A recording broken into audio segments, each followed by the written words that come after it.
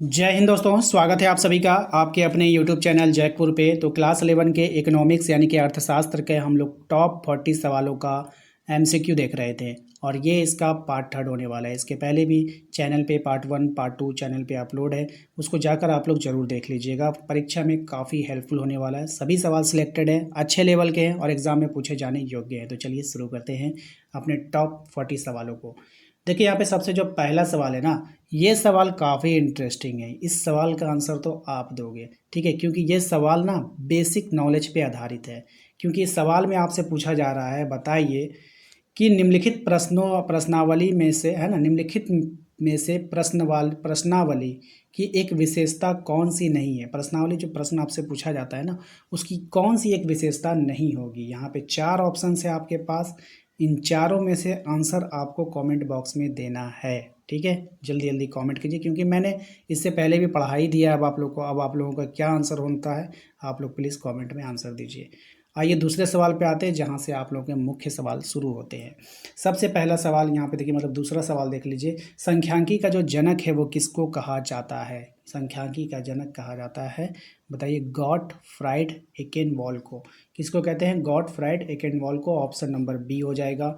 अर्थशास्त्र के जीवन के कारोबार के संदर्भ में मनुष्य का अध्ययन है, ये कथन किस अर्थशास्त्री का है, आपको बतानी है। तो ये जो कथन है वो है आपका अल्फ्रेड मार्शल का। किसका है? अल्फ्रेड मार्शल का कथन है, याद रखिएगा। क्वेश्चन नंबर आते हैं 4 पे। कह रहा है आपसे, मुक्तोत्तर प्रश्न के संबंध में कौन सा कथन सत्य है। ये तो मुझे बताना पड़ेगा।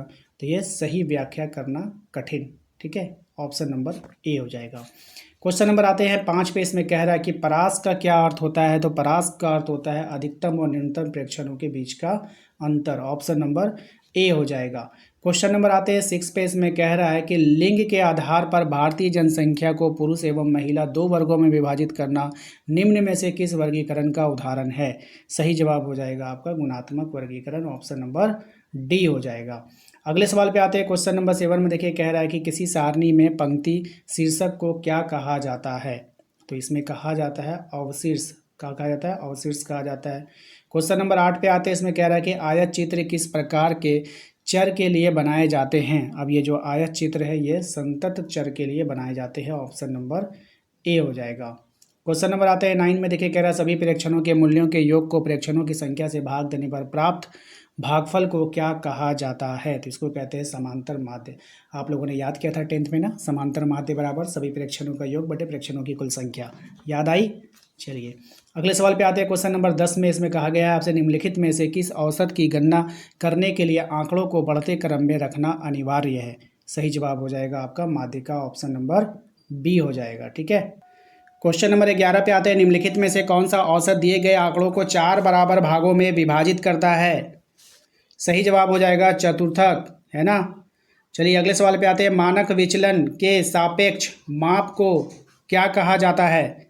तो इसको कहते हैं हम लोग परास गुणांक, विचलन गुणांक, विचलन गुणांक। तो इनमें से सभी हो जाएगा इसका राइट आंसर। अगले सवाल पे आइए। क्वेश्चन नंबर 13 में देखिए, कह रहा है निम्नलिखित में से किस माप की गणना में प्रेक्षणों के औसत से विचलनों के निरपेक्ष का मान को लिया जाता है। सही जवाब हो जाएगा माध्य विचलन। ऑप्शन नंबर बी हो जाएगा। अगले सवाल पे आते हैं। क्वेश्चन नंबर 14 में देखिए, कह रहा है कि यदि किसी आंकड़ों का मानक विचलन 16 और समांतर माध्य 50 है तो विचलन गुणांक का मान क्या होगा। तो देखिए इसके पर भी, मतलब जितना भी आपका मैथमेटिकल है सबका अलग से एक स्पेशल वीडियोस मैं लाऊंगा, सब आपको उसमें सॉल्व करवा दूंगा, ठीक है। इसका ऐसे 32% आंसर होता है, इसका आप लोग सॉल्व कीजिए। जब तक मैं स्पेशल वीडियो अलग से आप लोग के लिए लेकर आऊँगा आखिरी में। सह संबंध गुणांक 2 चरों के बीच किस प्रकार के संबंध का संख्यात्मक माप है, ठीक है। सही जवाब हो जाएगा आपका ऑप्शन बी, रेखीय सहसंबंध, ठीक है। क्या हो जाएगा? रेखीय सहसंबंध। अगले सवाल पे आते हैं। क्वेश्चन नंबर 16 में देखिए, कह रहा है कि यदि 2 चरों के बीच सहसंबंध पूर्णतः धनात्मक है तो सहसंबंध गुणांक का मान क्या होगा। राइट आंसर हो जाएगा आपका 0। ऑप्शन नंबर ए, ठीक है। नहीं 0 नहीं होगा, सॉरी 1 हो जाएगा, ठीक है। ऑप्शन नंबर बी हो जाएगा। इसको आप लोग कीजिएगा ध्यान से। कोटि सहसंबंध के विकास का श्रेय किसे जाता है। सही जवाब हो जाएगा स्पीयरमैन को। किसको जाता है? स्पीयरमैन को। अगले सवाल पे आते हैं। क्वेश्चन नंबर 18 पे, निम्न में से कौन सा सूचकांक खुदरा कीमतों में औसत परिवर्तन को मापता है। राइट आंसर हो जाएगा उपभोक्ता कीमत सूचकांक, ऑप्शन नंबर डी हो जाएगा। क्वेश्चन नंबर आते हैं 19 पे, कह रहा है कि लेस्पेयर का कीमत सूचकांक में किसे भार के रूप में प्रयुक्त किया जाता है।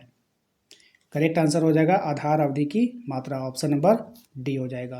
क्वेश्चन नंबर 20 पे आइए, कह रहा है कि मदों के सापेक्षिक महत्व को बताने वाले सूचकांक को क्या कहा जाता है। तो इसको कहते हैं हम लोग भारित सूचकांक, ऑप्शन नंबर सी हो जाएगा। क्वेश्चन नंबर आते हैं 21 में, कह रहा है अर्थव्यवस्था का प्राथमिक क्षेत्र किससे संबंधित है। तो अर्थव्यवस्था का प्राथमिक क्षेत्र जो है वो कृषि से संबंधित है, ऑप्शन नंबर बी हो जाएगा। क्वेश्चन नंबर 22 पे आइए, कह रहा है योजना आयोग का गठन किस वर्ष किया गया था। तो ये किया गया था आपका योजना आयोग का गठन किस वर्ष हुआ था, तो 1950 में, ऑप्शन नंबर सी हो जाएगा। भारत की अंतिम पंचवर्षीय योजना कौन सी है आपको बतानी है, तो ये हो जाएगा आपका 12वीं। अगले सवाल पे आते हैं क्वेश्चन नंबर 24 पे, इसमें कह रहा है कि भारत में नई आर्थिक नीति की शुरुआत किस वर्ष की गई। तो ये जो हुआ था आपका ऑप्शन नंबर सी 1991 में हुआ था। अगले सवाल पे आते हैं क्वेश्चन नंबर 25 में, देखिए कह रहा है विनिवेश का उद्देश्य क्या है। तो विनिवेश का जो उद्देश्य होता है वित्तीय अनुशासन बढ़ाना, आधुनिकीकरण में सहायता देना, सरकार के द्वारा आय एकत्रित करना। तो इनमें से सभी हो जाएगा, ऑप्शन नंबर डी हो जाएगा इसका करेक्ट आंसर। क्वेश्चन नंबर आता है 26 में, कह रहा है विश्व व्यापार संगठन WTO की स्थापना किस वर्ष की गई। सही जवाब हो जाएगा ऑप्शन नंबर बी 1995 में किया गया था। क्वेश्चन नंबर आते हैं हम लोग 27 पे, कह रहा है कि ग्रामीण जनता की आजीविका का मुख्य आधार क्या है। राइट आंसर हो जाएगा कृषि, ऑप्शन नंबर ए हो जाएगा।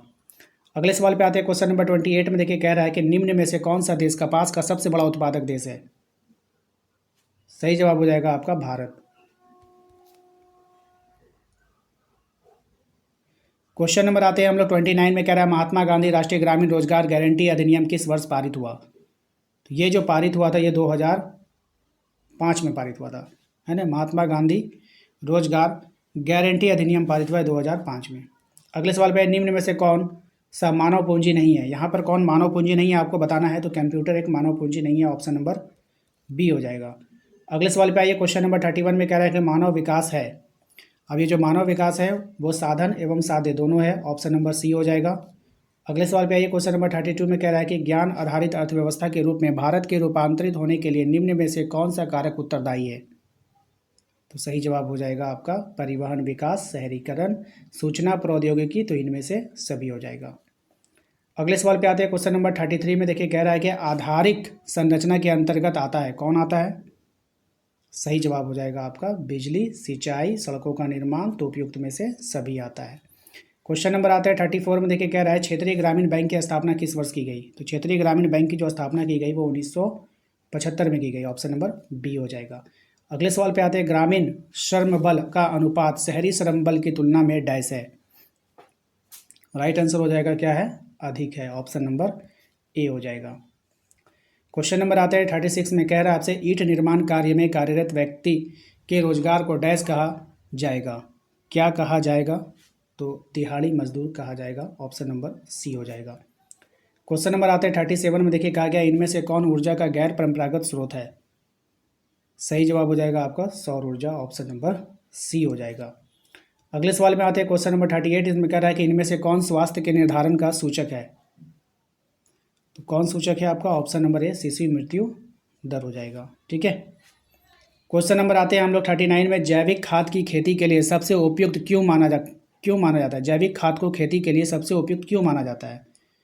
तो इसमें रासायनिक पदार्थ नहीं होता है, इसीलिए इसको जो है सबसे उपयुक्त माना जाता है। ठीक है, ऑप्शन नंबर सी हो जाएगा। सार्क का गठन जो है वो कब किया गया था, बहुत ही अच्छा सवाल है। तो ये हुआ था 8 दिसंबर 1985 को, ऑप्शन नंबर ए हो जाएगा।